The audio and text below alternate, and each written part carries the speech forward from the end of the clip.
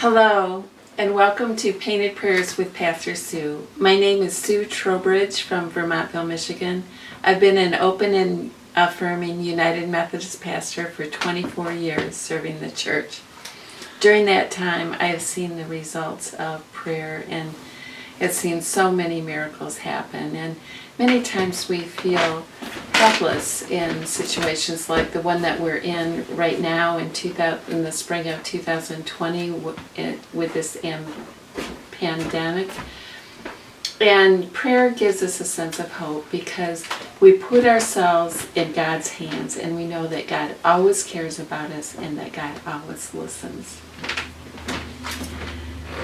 The title of this painted prayer is called River of Life, and it's an impressionistic landscape that has a sunset in it that's being reflected in the river of life. And as I start out, one of the things they taught me in art school is that when you divide your landscape, it's often good to do it 3/8 to 5/8. You want to avoid splitting your canvas in half and half, which comes naturally to people, but it creates a boring composition. So I'm going to begin by painting the sky here.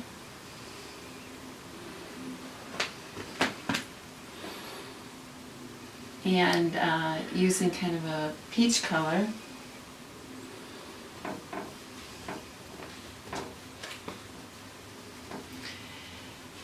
One of the nice things about doing a painted prayer is that it's a sustained prayer. And by having the prayer last longer than if it were just a verbal prayer, I think it gives us a feeling of it being more effective by lasting longer. Also, a painted prayer creates a vision of something that we hope for. This is going to be a vision of peace. And creating a vision is a really powerful tool in prayer, especially for people who are visually oriented. The other nice thing about painted prayers is that the part of a person that creates is the inner child.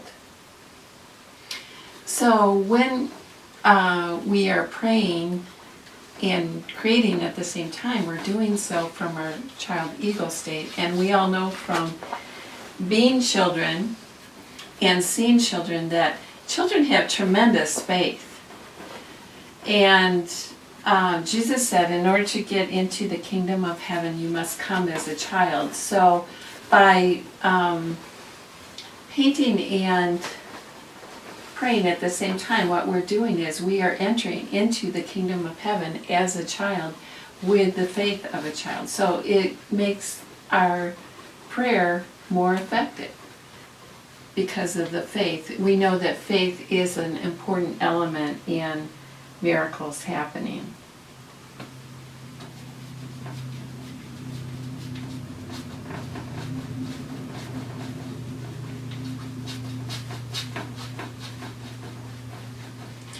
I'm using oil paint, which allows me to blend the colors, and because it doesn't dry right away. And so I love oils for that reason. I just love the feel of them, the flow of them. And they give you a freedom to go back. Like I can rework this if I want. I can keep going. I can take another brush and blend like this. This is a soft fan brush. Blend. And because the paint is still wet, I'm able to do that blending.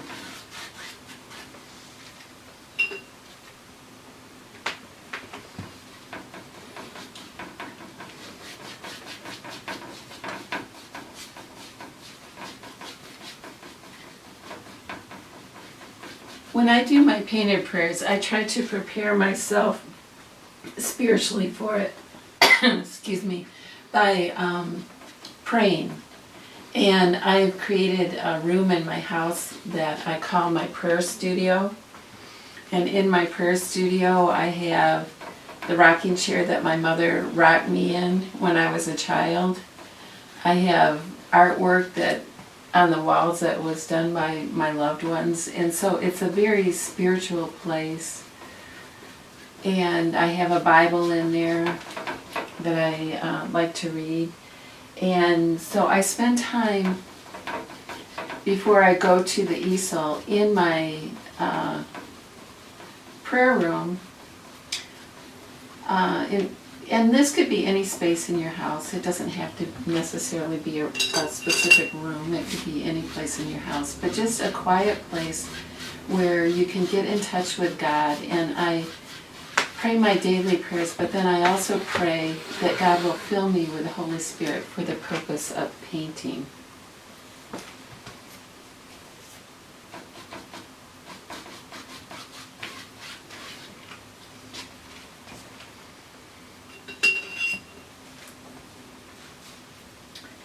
One of the important things to remember when you're doing a prayer painting is that whatever you do is right.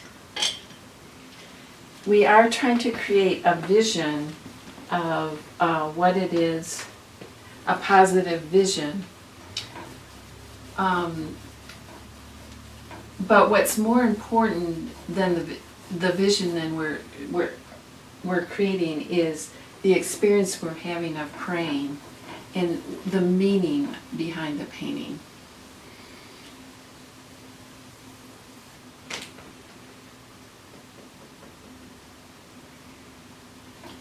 And because we're artists, we have all kinds of artistic license. I have a friend who says that we're artists, we're not photographers, so we can create our own reality that doesn't necessarily have to look like the natural world. What's important is the experience we have while we're doing this.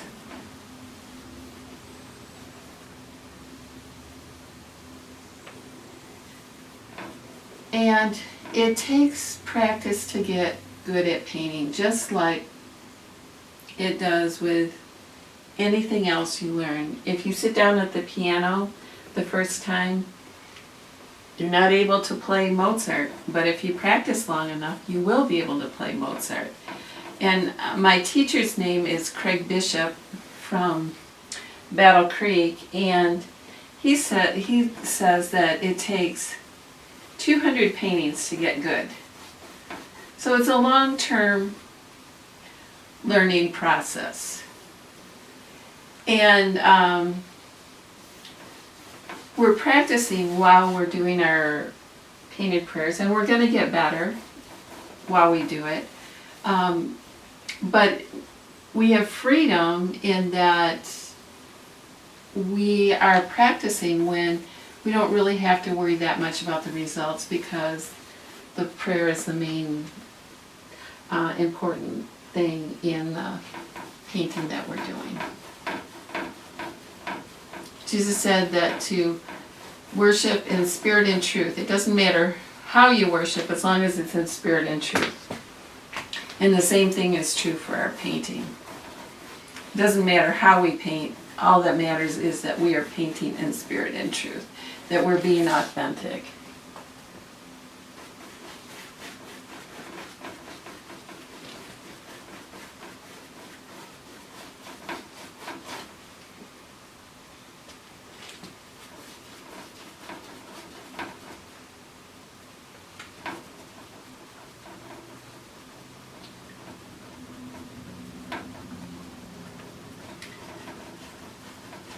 The part of the person that paints is the inner child, like I said before, and one of the things we want to keep in mind is that this child that is painting, doing the painting, is doing his or her very best work for us. So we, as the adult looking at the painting when we're done, want to be kind to our inner child and to accept whatever it is that he or she does for us. and to not be harsh with this inner child, but to be kind, to be loving, and to love the painting unconditionally.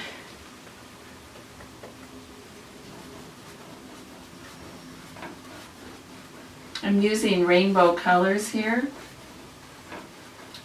clean colors, because they're happy and bright.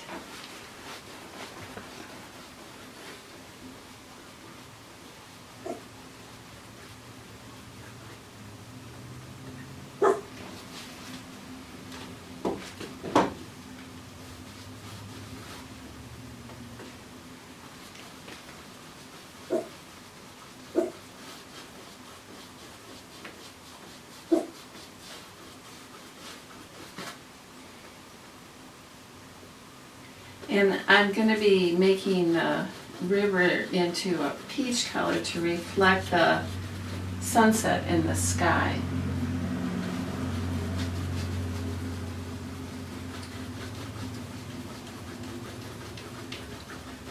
So before I go to that peach color, I want to clean this brush out really well so that I can get a nice clean color. So with oils, you have to use turpentine, and I use odorless turpentine called Terpenoid. And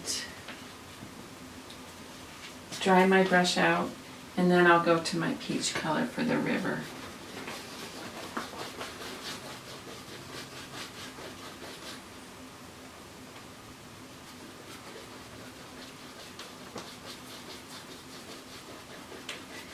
I love the way the peach color looks with the red violet.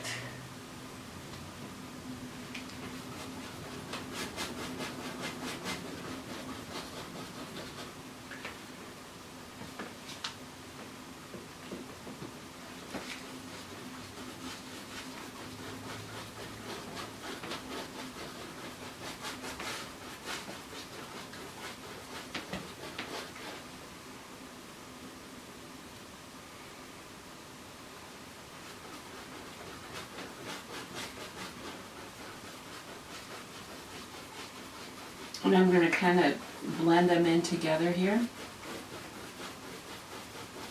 at the edge.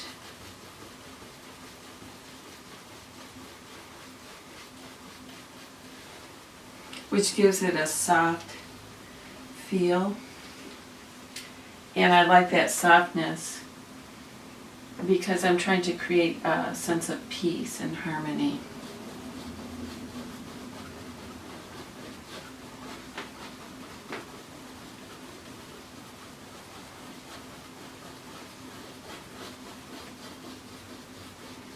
Then I'll go over it with my soft fan brush to blend the colors even more, and then I will be done.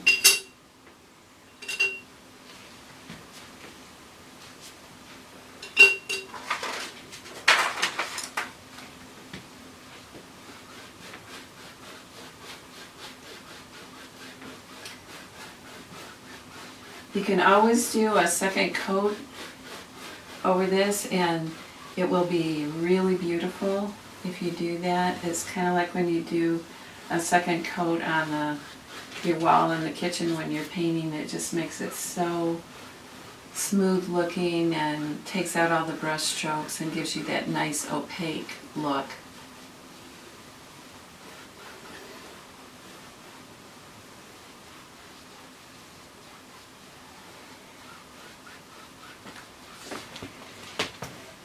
Thank you for joining us.